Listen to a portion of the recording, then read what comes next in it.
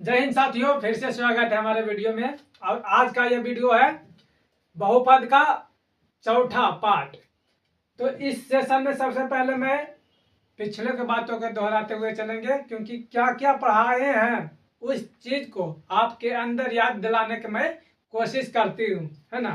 तो देखिए, पिछले के क्लास में जो 3 क्लास बीत गया है, उस क्लास में मैंने बस कुछ नहीं थोड़ा सा पढ़ाए हैं, और इस वीडियो के माध्यम से उस चीज को रिकवर करते हुए मैं आगे बढ़ने का प्रयास करूंगा। तो कल के वीडियो में जो मैं बता रहे थे परिमेय संख्या के बारे में, परिमेय संख्या कहते हैं किसको, है ना। परिमेय संख्या कहते हैं किसको, अपरिमेय संख्या कहते हैं किसको। उसके बाद मैंने प्राकृत संख्या के, उसके पहले ही प्राकृत संख्या के बारे में बताए थे, और पूर्ण संख्या और पूर्णांक संख्या के बारे में बताए थे उससे पीछे वाले क्लास से। तो इसके बारे में आइए थोड़ा सा हम लोग जानने का प्रयास करते हैं। देखिए, मैंने अंक के बारे में बताए, अंक के बारे में। तो 0 से लेकर 9 तक को अंक कहते हैं। अंकों की कुल संख्या जो है, इनकी संख्या जो होती है कितना, तो 10 होती है। उसके बाद मैंने बताया सभी अंकों में जो है जीरो का जीरो, ये जीरो है मतलब शून्य का, सभी अंकों में जीरो, इस जीरो का महत्व जो है बहुत ज्यादा है ना, बहुत ज्यादा है। सभी अंकों में जीरो का महत्व है। इस चीज के बारे में बताए थे। अगर जो किसी संख्या के पहले हम 2 लगा देते हैं, जैसे कि संख्या है, इसकी वैल्यू जो है अभी 245 है, और इसके पहले भी हम 0 लगा देते हैं, तो ये अभी भी 245 है। अगर जो इसी 0 को इधर हम लगा देते हैं दाहिने तरफ, तो देखिए इसके मान में बहुत बड़ा बदलाव होता है। तो ये होता है क्या, तो इस 0 का जो सभी अंकों में है, 0 का स्थान भी अति महत्वपूर्ण होता है। उसके बाद मैंने बता रहे थे पूर्ण संख्या, प्राकृत संख्या के बारे में। प्राकृत संख्या कहते हैं किसको, नेचुरल नंबर कहते हैं किसको, तो एक से लेकर इनफाइनाइट चीज को, मतलब एक से लेकर इनफाइनाइट तक जाता है गिनती इस प्रकार से, तो उसे नेचुरल नंबर कहते हैं। उसके बाद होल नंबर के बारे में बताएं। तो होल नंबर नेचुरल वाले संख्या में ही 0 को जब शामिल कर लिया जाता है, उसे क्या बोलते हैं, तो उसे होल नंबर। उसके बाद मैं पूर्णांक संख्या के बारे में बताएं। इंटीजर नंबर जिसे बोला जाता है, इंटीजर नंबर आई या जेड द्वारा सूचित किया जाता है। इसे इंटीजर नंबर किसे कहते हैं, तो 0 का इधर और जितना भी है, 0 का इधर जितना भी है, सभी का सभी प्लस में रहेगा, और ये इनफाइनाइट है, और इधर का सभी माइनस में रहता है ना। इस प्रकार से मैंने बताए। इसके बाद जो है मैंने बताए परिमेय संख्या के बारे में। परिमेय संख्या कहते हैं किसको, तो परिमेय संख्या वैसी संख्या जो जिसका पूरा वर्गमूल निकल जाता है, उसे परिमेय संख्या कहते हैं। या फिर वैसी संख्या जो p बटा q के रूप में होता है। p तथा q एक पूर्णांक संख्या है, अर्थात q नॉट इक्वल टू 0, मतलब q जो है 0 के बराबर नहीं होना चाहिए। उसके बाद मैंने अपरिमेय संख्या की परिभाषा बताए। तो अपरिमेय संख्या कहते हैं किसको, तो वैसी संख्या जो p बटा q के रूप में नहीं होता है, या फिर वैसी संख्या जिसका पूरा वर्गमूल निकल जाता है, उसे परिमेय संख्या कहते हैं। और परिमेय संख्या पहचान करने के लिए 2-4 क्वेश्चन भी हमने बताए थे पिछले के वीडियो में। तो उसके बाद जो है वास्तविक संख्या के बारे में बताएं। तो वास्तविक संख्या कहते हैं किसको, तो वास्तविक संख्या, परिमेय संख्या तथा अपरिमेय संख्या को मिलाने से प्राप्त संख्या को ही वास्तविक संख्या कहते हैं। वास्तविक संख्या के बारे में बाद में, जैसे कि वास्तविक संख्या के बाद में हम उसके बाद बताएं अभाज्य संख्या। तो अभाज्य संख्या कहते हैं किसको, तो वैसी संख्या जो अपने आप के अलावे, एक और अपने आप के अलावे किसी दूसरी संख्या से विभाजित नहीं होती, उसे अपरिमेय संख्या कहते हैं। उसके बाद अभाज्य संख्या कहते हैं। उसके बाद भाज्य संख्या के बारे में बताएं, तो वैसी संख्या जो एक और अपने आप के अलावे किसी और भी संख्या से विभाजित होती है, उसे कहते हैं क्या, तो भाज्य संख्या कहते हैं। तो आइए इसी चीज के बारे में और थोड़ा सा डिटेल से हम जानते हैं, है ना, थोड़ा सा और डिटेल से जानते हैं।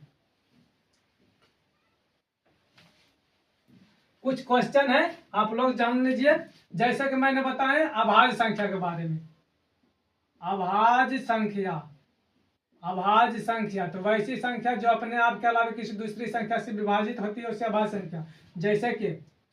जैसे कि 2, 3, 5, 6 नहीं होगा, 7, 11, 13, 17, 23, 29, 31, 31 के बाद हो जाएगा 37, 41 हो जाएगा, 43 और 47, 51 तो कटता है, 77 51, 52 नहीं 53 कटता है जी, 53 तो 53 भी नहीं, 53 नहीं कटता।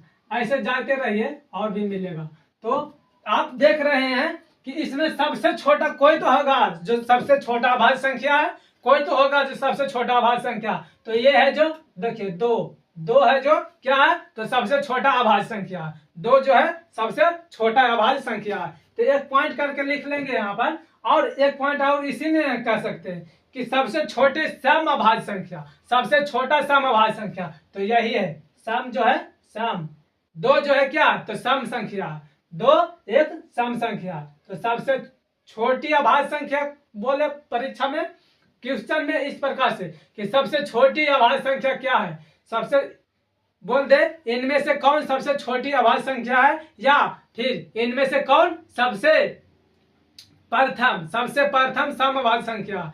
तो ये 2 हो जाएगा। तो एक पॉइंट यहां से हम लोग कर लेंगे, एक पॉइंट यहां से हम लोग कर लेंगे स्टार में देके। तो देखिए सबसे छोटी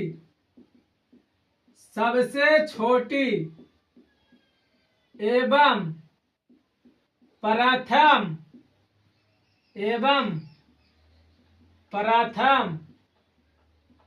सम अभाज्य संख्या, सम अभाज्य संख्या, सम अभाज्य संख्या 2 है। इस प्रकार से एक पॉइंट बन गया और इससे 2 क्वेश्चन बन गया, है ना। 2 क्वेश्चन, एक ही लाइन में 2 क्वेश्चन है। इसी से आपको पूछ लेगा कि सबसे पहली अभाज्य संख्या या सबसे छोटी अभाज्य संख्या बोले तो 2 हो जाएगा, या फिर इस प्रकार से आपसे सवाल कर सकता है सबसे पहले या प्रथम, इस प्रकार से प्रथम सम अभाज्य संख्या है तो प्रथम सम अभाज्य संख्या ऑप्शन में दे देगा 2, 3, 4, 5 इस प्रकार से। ए में देगा 2, बी में देगा 3, सी में देगा 5 और डी में इनमें से सभी दे देगा। तो सबसे पहले क्या है, तो प्रथम सम अभाज्य संख्या कौन होता, प्रथम सम अभाज्य संख्या क्या है, तो 2 हो जाएगा, ये 2 हो जाएगा। इसके बाद देखिए 2 के अलावे जितना भी संख्या है सभी का सभी, इतना मतलब और भी मिलेगा जितना चाहिए, ये सब इन्फिनाइट तक जा सकता है।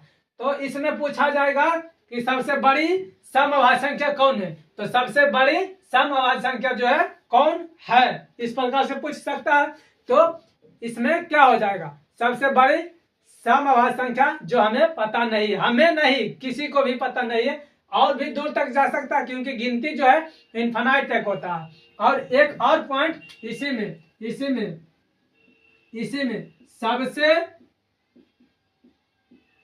सबसे छोटी एवं प्रथम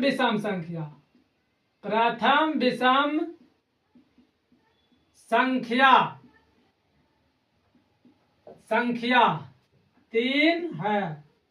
तो देखिए आप लोग 2 के बाद 3 स्टार्ट होता है और 3 से जितना भी इधर आएगा सभी का सभी जो है एक विषम संख्या होगा, सभी का सभी एक विषम संख्या होगा। इसलिए प्रथम विषम संख्या 3 है और सबसे छोटी विषम संख्या, सबसे छोटी भी विषम संख्या 3 ही है। इस प्रकार से आप लोग ये 2 पॉइंट लिख सकते हैं। उसके बाद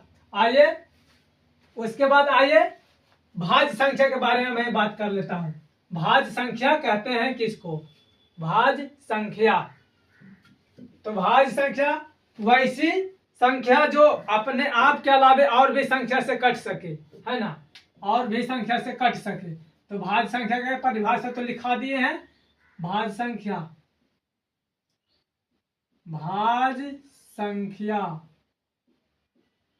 तो भाज्य संख्या पहले होता कि क्या, तो इसका एग्जांपल क्या है, इसका एग्जांपल 4, 6, 8, 10, 10 नहीं 9 हो, 9 भी भाज्य संख्या, क्योंकि ये अपने से कटता है, 1 से भी कटता है, 3 से भी कटता है, इसलिए, है ना। 10, 12, 14, 15 कटेगा, 15 5 से भी कटेगा, 3 से भी कटेगा, खुद से भी कटेगा, 1 से भी कटेगा। 16, 16 के बाद 18, अच्छा उसमें शायद 19, 17 के बाद 19 छूट गया है, ठीक, उसमें कर लेना, है ना।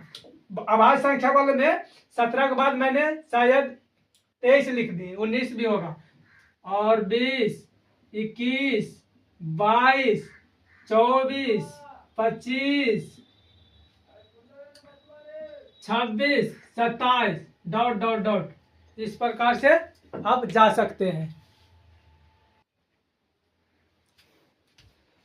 इन्फिनाइट तक हो जाएगा, इन्फिनाइट तक। अब इसी में पूछा जाए, इसी में पूछा जाए कि प्रथम भाज्य संख्या क्या है, प्रथम भाज्य संख्या, तो प्रथम भाज्य संख्या क्या हो जाएगा, इसमें प्रथम भाज्य संख्या 4, और प्रथम सब भाज्य संख्या जो है 4 ही है ना। इस प्रकार से परीक्षा में पूछ सकता है। और इसमें देखिए, तो इसमें देखिए भाज्य संख्या में आप लोग एक चीज देख रहे होंगे, गौर कर रहे होंगे कि इसमें जो है सम संख्या और विषम संख्या दोनों है, सम संख्या और विषम संख्या दोनों है। लेकिन अभाज्य संख्या में देखे होंगे कि एक ही, केवल और केवल 2 ही था, 2 ही एक ऐसा अंक था जो सम संख्या होते हुए अभाज्य संख्या है ना। और इसमें दोनों, और 2 के अलावे, अभाज्य संख्या की मैं बात कर रहा हूँ, 2 के अलावे जितना भी था वो सब अभाज्य संख्या, वो सब विषम संख्या था, केवल 2 को छोड़कर, है ना। तो इसमें सभी देखिए तो सम संख्या और विषम संख्या दोनों है। तो इसमें एक पॉइंट कर लेंगे, इसमें भी पॉइंट कर लेंगे, प्रथम भाज्य संख्या, प्रथम भाज्य संख्या एवं प्रथम भाज्य संख्या एवं सबसे छोटी भाज्य संख्या, सबसे प्रथम भाज्य संख्या एवं सबसे छोटा भाज्य संख्या, सबसे छोटा भाज्य संख्या 4 है। या इसी प्रकार, या इसी चीज को एक और बात इसमें लिख सकते हैं, प्रथम भाज्य संख्या 4 है और सबसे छोटा भाज्य संख्या 4 है, और इसमें प्रथम सम कर लेते हैं, यहाँ पर सम कर लेते हैं, है ना। सम भाज्य संख्या, तो सम भाज्य संख्या कौन है, तो 4 है। इस प्रकार से लिख लीजिए आप लोग। अब आइए इसके बाद हम चलते हैं। अब इसके बाद का जो है हमारा फंडा नहीं, मतलब अगला पॉइंट जो है सह अभाज्य संख्या के बारे में। तो सह अभाज्य संख्या कहते हैं किसको, तो वैसी संख्या जिसका महत्तम समापवर्तक, वैसी संख्या जिसका महत्तम समापवर्तक 1 होता है। मतलब कहने का मतलब महत्तम समापवर्तक मतलब मसा 1 होता है, उसे हम बोलेंगे क्या, तो सह अभाज्य संख्या। अगला हेडिंग दीजिए, 6ठा नंबर शायद था, 10 नंबर में आ गए जी, 10 नंबर में है कॉपी में, है ना। 10 नंबर दे दीजिए। सह अभाज्य संख्या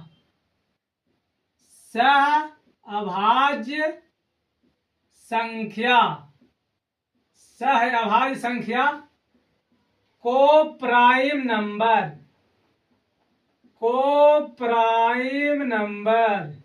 इस प्रकार से तो लिखेंगे जब दो संख्याओं का महत्तम समापवर्तक एक होता है ना, एक होता है उसे सब सहअभाज्य संख्या कहते हैं, या दो संख्या इस प्रकार से वैसा दो संख्या जिसका महत्तम समापवर्तक दो होना चाहिए, एक होना चाहिए।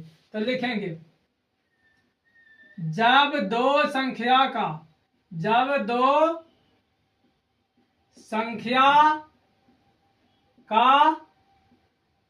महत्तम मतलब मसा, जब दो संख्या का महत्तम समापवर्तक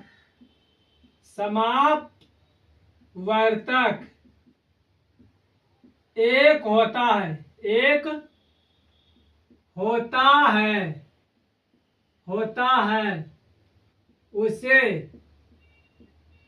उसे सहअभाज्य संख्या कहते हैं। सहअभाज्य संख्या कहते हैं। जैसे कि एग्जांपल ले लेते हैं, 2 3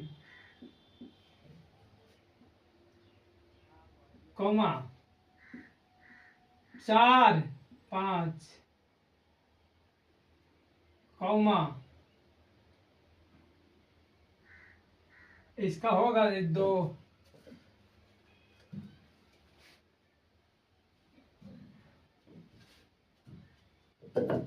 एक मिनट रुक जाइए, हो जाएगा, ठीक है। महत्तम समापवर्तक एक होना चाहिए, महत्तम समापवर्तक एक होना चाहिए, उसे ही। और भी देखिए तो और भी अंक हो सकता है, 7,3 ले लीजिए, 5,2, ये सब महत्तम